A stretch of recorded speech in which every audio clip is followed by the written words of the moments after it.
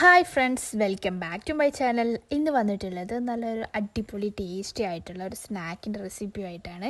നമ്മൾ തട്ടുകടയിൽ നിന്നൊക്കെ കഴിക്കാറുള്ള പഴം നിറച്ചതിൻ്റെ റെസിപ്പിയാണ് ഇന്ന് പരിചയപ്പെടുത്തുന്നത്. അപ്പോൾ ഞാനിത് രണ്ട് രീതിയിലുള്ള പഴം നിറച്ചതിൻ്റെ റെസിപ്പി പരിചയപ്പെടുത്തുന്നുണ്ട്. അപ്പോൾ സ്കിപ്പ് ചെയ്യാതെ കാണാം. സബ്സ്ക്രൈബ് ചെയ്യാത്തവരുണ്ടെങ്കിൽ ഒന്ന് സബ്സ്ക്രൈബ് ചെയ്ത് തൊട്ടടുത്തുള്ള ബെൽ ബട്ടണിൽ ഓൾ എന്ന് പ്രസ് ചെയ്യുക. അപ്പോൾ ഞാൻ ഇടുന്ന വീഡിയോസിൻ്റെ നോട്ടിഫിക്കേഷൻ അപ്പോൾ ലഭിക്കും. അപ്പോൾ നേരെ റെസിപ്പിയിലോട്ട് പോവാം. അപ്പോൾ ആദ്യം ഇതിലോട്ടൊരു പണ്ടം റെഡിയാക്കി എടുക്കണം. അപ്പോൾ അതിന് വേണ്ടി ഒരു പാൻ നന്നായിട്ട് ചൂടായതിന് ശേഷം ഒരു ടീസ്പൂൺ നെയ്യ് ചേർത്ത് കൊടുക്കുക. പിന്നെ കുറച്ച് അണ്ടിപ്പരിപ്പും പിന്നെ ഒരു 1/4 കപ്പോളം തേങ്ങ ചിരവിയതും ചേർത്ത് കൊടുക്കുക. എന്നിട്ട് ഇത് നന്നായിട്ടൊന്ന് റോസ്റ്റ് ചെയ്തെടുക്കണം. ഇതുകൊണ്ട് ഇതിലോട്ട് ആവശ്യമായിട്ടുള്ള മധുരത്തിന് ആവശ്യമായിട്ടുള്ള പഞ്ചസാരയും പിന്നെ ഒരു 2-3 ഏലക്കായ കൂടി ചേർത്ത് കൊടുക്കാം. എന്നിട്ട് ഇത് നന്നായിട്ടൊന്ന് മിക്സ് ചെയ്ത് നന്നായിട്ട് റോസ്റ്റ് ചെയ്തെടുക്കാം. അപ്പോൾ നിങ്ങൾ എടുക്കുന്ന പഴത്തിനനുസരിച്ചിട്ട് ഇതിൻ്റെ അളവ് കൂട്ടുകയും കുറയ്ക്കുകയും ചെയ്യാം. അപ്പോൾ ഞാനിവിടെ ഒരു 4-5 നേന്ത്രപ്പഴം എടുത്തിട്ടുണ്ട്. അത്യാവശ്യം നന്നായിട്ട് പഴുത്ത പഴം തന്നെ എടുക്കാം. എന്നിട്ട് അതിൻ്റെ തൊലി കളഞ്ഞ് ഇതുപോലെ ഒന്ന് കട്ട് ചെയ്ത് കൊടുക്കാം. ഫുള്ളായിട്ട് കട്ട് ചെയ്യേണ്ട ഒരു എന്താ പറയുക, കീറി കൊടുക്കുക. ഇപ്പോൾ വീഡിയോയിൽ കാണുന്നത് പോലെ ചെയ്തെടുക്കാം. അപ്പോൾ ഞാനിതെല്ലാ പഴവും കട്ട് ചെയ്തെടുത്തിട്ടുണ്ട്. ഇനി ഇതിലോട്ടൊരു ബാറ്റർ കൂടി റെഡിയാക്കി എടുക്കണം. അപ്പോൾ ഒരു ബൗളിലോട്ട് ഞാൻ 1/4 കപ്പ് ഗോതമ്പ് പൊടിയാണ് ഇട്ടിട്ടുള്ളത്. അപ്പോൾ നിങ്ങൾക്ക് വേണമെങ്കിൽ മൈദ മാവിലും ചെയ്തെടുക്കാം. ഗോതമ്പ് പൊടിയാകുമ്പോൾ കുറച്ചുകൂടി ഹെൽത്തി ആയിരിക്കും. പിന്നെ ഇതിലോട്ട് ആവശ്യത്തിന് ഉപ്പും പഞ്ചസാരയും ചേർത്ത് കൊടുത്ത് കുറച്ച് വെള്ളം ഒഴിച്ചിട്ട് നന്നായിട്ടൊന്ന് മിക്സ് ചെയ്തെടുക്കാം.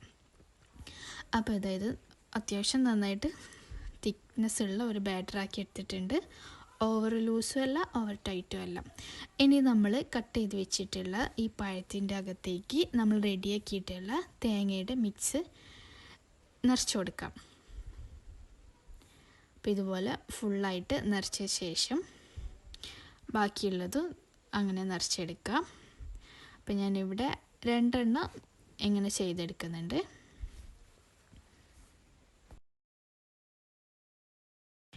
അപ്പോൾ ഇതിനകത്ത് നന്നായിട്ട് തേങ്ങയുടെ ഫില്ലിങ്സ് വെച്ചിട്ടുണ്ട്. ഇനി ഇത് നമ്മൾ റെഡിയാക്കിയിട്ടുള്ള ബാറ്ററിൽ നന്നായിട്ടൊന്ന് ഡിപ്പ് ചെയ്തെടുക്കാം. നന്നായിട്ട് ഡിപ്പ് ചെയ്ത ശേഷം പിന്നെ നമുക്കിത് ഓയിലിൽ നന്നായിട്ട് ഫ്രൈ ചെയ്തെടുക്കാം.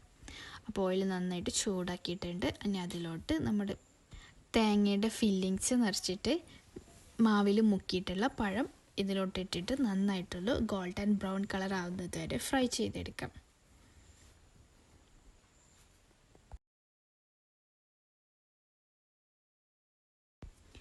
അപ്പോൾ ഇത് ഒരു ഗോൾഡൻ ബ്രൗൺ കളർ ആയിട്ടുണ്ട്. ഇനി നമുക്കിതൊരു പ്ലേറ്റിലോട്ട് മാറ്റി കൊടുക്കാം. ഇനി നമ്മൾ കട്ട് ചെയ്ത് വെച്ചിട്ടുള്ള മസാല, ഈ തേങ്ങയുടെ ഫില്ലിങ്സ് നിറക്കാത്ത പഴം ഒന്ന് ഫ്രൈ ചെയ്തെടുക്കാം. അതും നന്നായിട്ട് ഒരു ഗോൾഡൻ ബ്രൗൺ കളർ ആവുന്നത് വരെ ഫ്രൈ ആക്കി എടുക്കാം. അപ്പോൾ ഇത് നന്നായിട്ട് ഫ്രൈ ആയിട്ട് വന്നിട്ടുണ്ട്. ഇനി ഇതും നമുക്കൊരു പ്ലേറ്റിലോട്ട് മാറ്റാം. എന്നിട്ട് ഇതൊന്ന് ചൂടാറി വരുന്നത് വരെ വെയിറ്റ് ചെയ്യാം. ചൂടാറിയതിന് ശേഷം പിന്നെ നമ്മൾ ഈ ഫ്രൈ ചെയ്ത് വെച്ചിട്ടുള്ള ഈ പഴത്തിൻ്റെ അകത്തേക്ക് നമ്മൾ നേരത്തെ റെഡിയാക്കിയിട്ടുള്ള തേങ്ങയുടെ അതേ ഫില്ലിങ്സ് തന്നെ വെച്ച് കൊടുക്കാം. അപ്പോൾ നമ്മുടെ പഴം നിറച്ചത് റെഡി ആയിട്ടുണ്ട്. നല്ല സിമ്പിളായിട്ടുള്ള 2 റെസിപ്പീസാണിത്. അപ്പോൾ ഇതുവരെ ഇത് കഴിച്ച് നോക്കാത്തവരുണ്ടെങ്കിലും ഇതുവരെ ഇതുപോലെ ഒന്ന് ട്രൈ ചെയ്ത് നോക്കാത്തവരുണ്ടെങ്കിൽ ഒന്ന് ട്രൈ ചെയ്ത് നോക്കുക. എന്നിട്ട് നിങ്ങളുടെ ഫീഡ്ബാക്ക് അറിയിക്കുക. അപ്പോൾ ഇതിൽ ഏത് രീതിയിലുള്ള സ്നാക്കാണ് നിങ്ങൾക്ക് ഇഷ്ടമായിട്ടുള്ളതെന്നും കമൻറ്റ് ചെയ്യാം. നമ്മളെ മാവിൽ മുക്കിയിട്ട് ഫ്രൈ ചെയ്തതാണോ അല്ലാതെ ഫ്രൈ ചെയ്തെടുത്തതാണോ ടേസ്റ്റ് എന്ന് നിങ്ങൾക്ക് ഏതാണ് ഇഷ്ടമായതെന്ന് നിങ്ങൾ കമൻറ്റ് ചെയ്യുക. അപ്പം നല്ല ടേസ്റ്റി ആയിട്ടുള്ള റെസിപ്പിയാണിത്. ട്രൈ ചെയ്ത് നോക്കുക, ഫീഡ്ബാക്ക് അറിയിക്കുക. വീഡിയോ ഇഷ്ടമായിട്ടുണ്ടെങ്കിൽ ലൈക്ക് ചെയ്യുക, ഷെയർ ചെയ്യുക.